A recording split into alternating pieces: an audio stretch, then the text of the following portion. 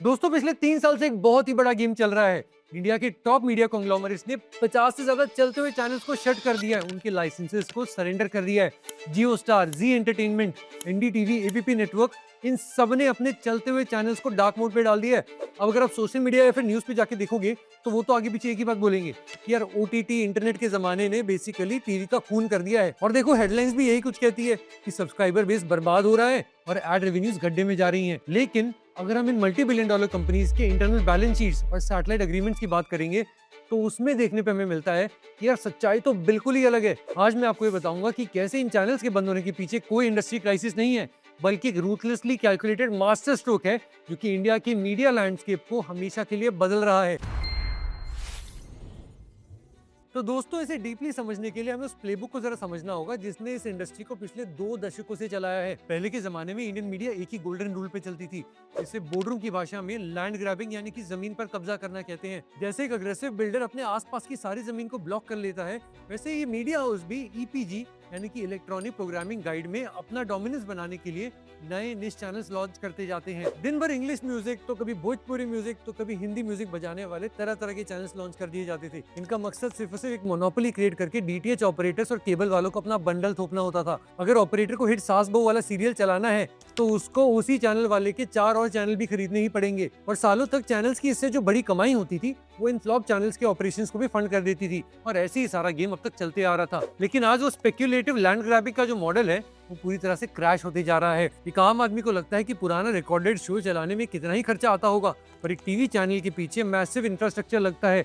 36,000 kilometre से ऊपर space में घूमते हुए सैटेलाइट्स भी इन्वॉल्व होते हैं। व्यूअरशिप चाहे जीरो, लेकिन सरकार के रूल के हिसाब से शुरुआत पे ही 10,000 रुपए की नॉन रिफंडेबल फीस देनी होती है। और न्यूज चैनल्स को 20 करोड़ की और नॉन न्यूज चैनल्स को 5 करोड़ का नेटवर्क भी दिखाना पड़ता है।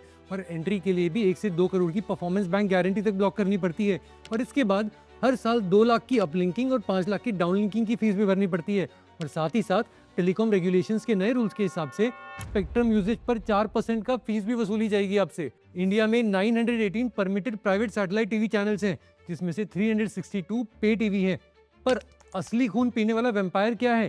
Carriage fees. रिटेल की भाषा में आपको समझाऊं तो इसे स्लॉटिंग फी भी कहते हैं। ये एक ऐसा टैक्स है जिसके बिना आप कोई भी चैनल देख ही नहीं सकते। और अगर आप टेलीकॉम रेगुलेटर यानी कि ट्राई की बात करें, उन्होंने इस कैरेज फीस को 20 पैसे पर सब्सक्राइबर पर कैप करने की कोशिश की, पर मिलियंस ऑफ सब्सक्राइबर से मल्टीप्लाई होकर के ब्रॉडकास्टर्स के पीएनएल में एक मैसिव ब्लीड बन जाता है। तो दोस्तों पहले ब्रॉडकास्टर्स डोमिनेंस बचाने के लिए ये वाले टैक्स भरते थे, पर अब इकोसिस्टम अंदर से हॉलो होने लग गया है। फाइनेंशियल ईयर 2019 में इंडिया के पास 72 मिलियन पेड डीटीएच हाउसहोल्ड्स थे, जो कि आज के दिन गिर करके 5 करोड़ से भी नीचे जा चुका है।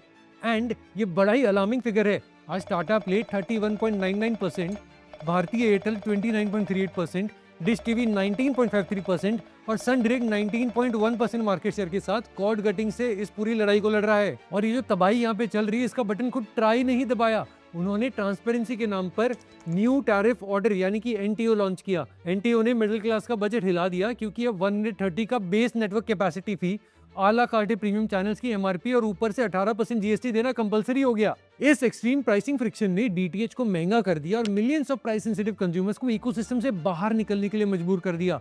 लेकिन सब्सक्राइबर गिरने का मतलब वीडियो कंजम्पशन कम होना नहीं है, बल्कि ऑडियंस दो एक्सट्रीम ऑपोजिट एंड्स में डिवाइड हो चुकी है। इसको जरा ऐसे समझो, पिरामिड के टॉप पर बैठे हैं एफ्लुएंट अर्बन यूजर्स, जो कि हाई स्पीड फाइबर ब्रॉडबैंड के जरिए कनेक्टेड टीवी यानी सीटीवी पर शिफ्ट हो गए हैं। इंडस्ट्री बॉडी फिक्की और ईवाई का 2024 का रिपोर्ट ये कहता है कि वीकली सीटीवी हाउसहोल्ड्स की अगर बात करेंगे वो बहुत ही तेजी से बढ़ रहा है एंड ऑलमोस्ट 5 करोड़ यूजर्स की तरफ आ चुका है।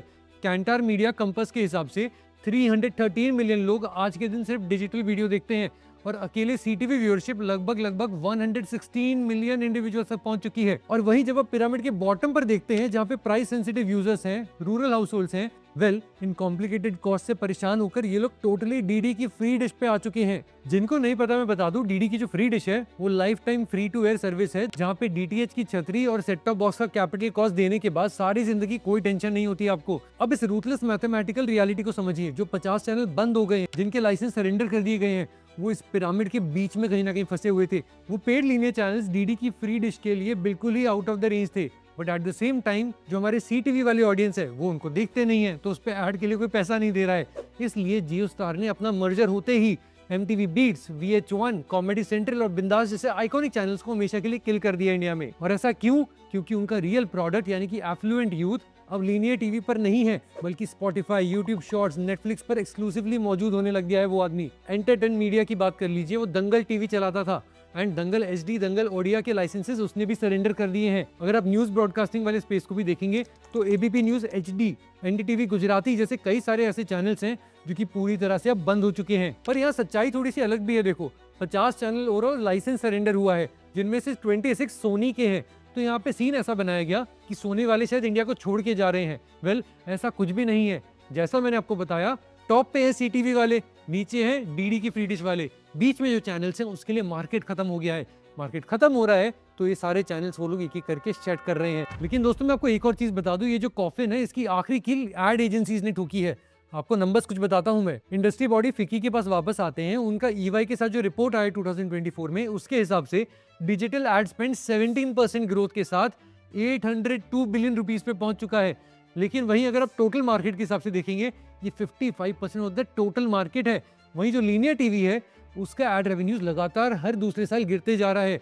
पिछले साल ही 6% से गिरा है एंड ओवरऑल ये ऐसी सिकुड़ता रहा तो मार्केट इनका कहां जाएगा। बेसिकली एडवर्टाइजर्स ने साफ कर दिया है, वो ज़ॉम्बी निश चैनल्स पर CPM स्पेंड नहीं करेंगे जहां पर व्यूअर्स की कोई डेली गारंटी ही नहीं होती है भाई। और इस एग्जिस्टेंशियल क्राइसिस ने बेसिकली C-सूट एग्जीक्यूटिव्स को मजबूर कर दिया कि वो चैनल्स को अब रेवेन्यू पर स्क्रीन के हिसाब से नापेंगे।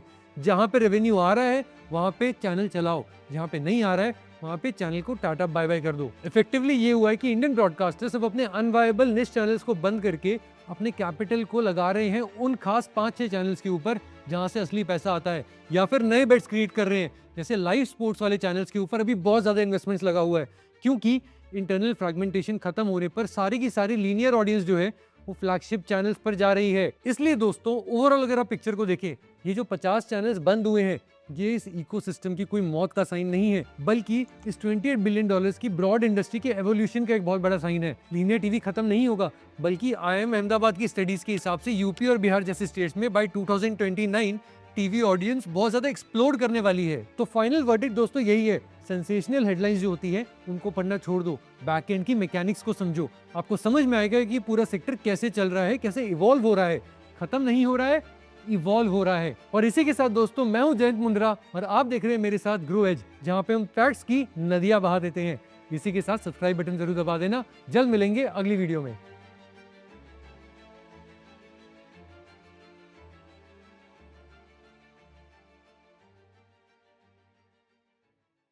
Investment in securities market are subject to market risks. Read all the related documents carefully before investing. Please read the risk disclosure documents carefully before investing in equity shares, derivatives, mutual fund, and or other instruments traded on the stock exchanges.